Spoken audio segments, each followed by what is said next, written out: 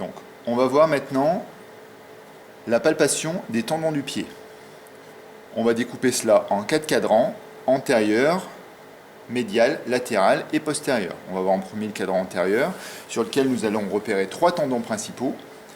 Le tendon du tibial antérieur, qui va faire une flexion dorsale de cheville, une adduction et une supination. On va demander au patient de réaliser ce mouvement-là. Allez-y. Et on le voit apparaître ici.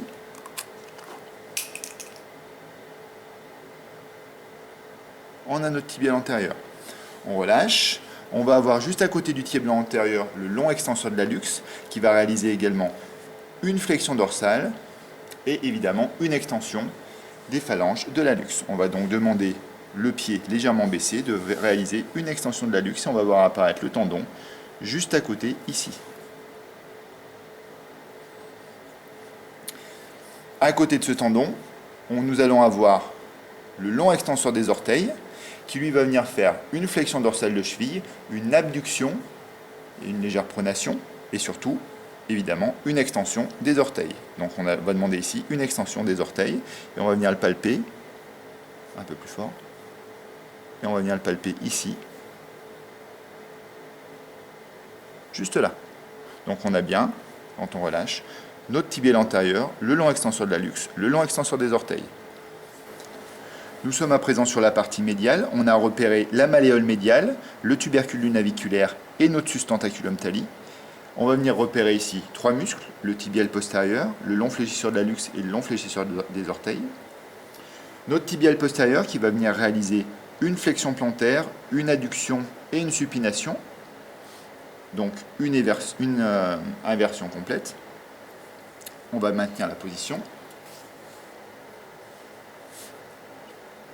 Et on va voir apparaître ici, qui va passer derrière la malléole et en direction de notre tubercule du naviculaire.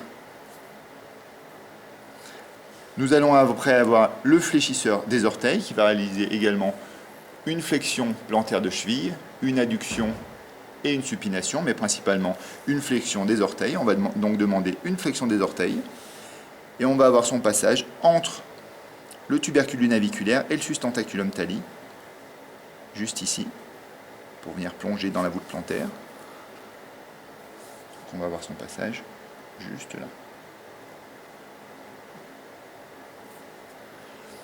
Après, on va avoir le long fléchisseur de l'hallux qui va venir réaliser également une flexion plantaire, une adduction et une supination, et donc une flexion de l'hallux, qui lui va passer en dessous du sustentaculum thalli. On va demander ici une flexion de l'hallux, allez-y, et on va venir le palper juste sous le sustentaculum thalli, on relâche, encore, voilà, avec sa partie qui va venir blanchir juste là.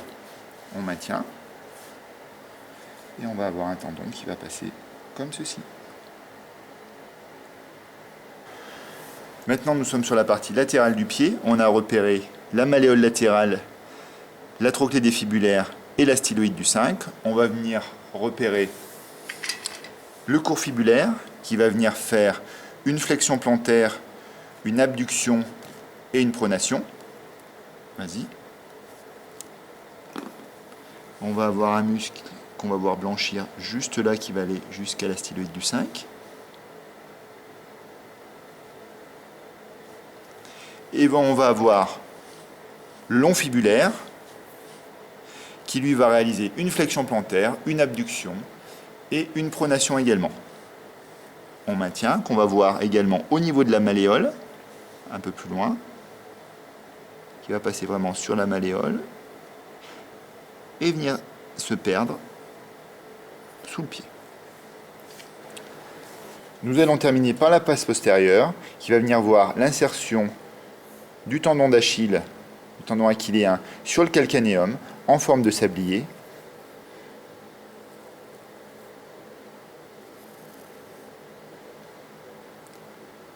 Et dont la palpation est la plus facile.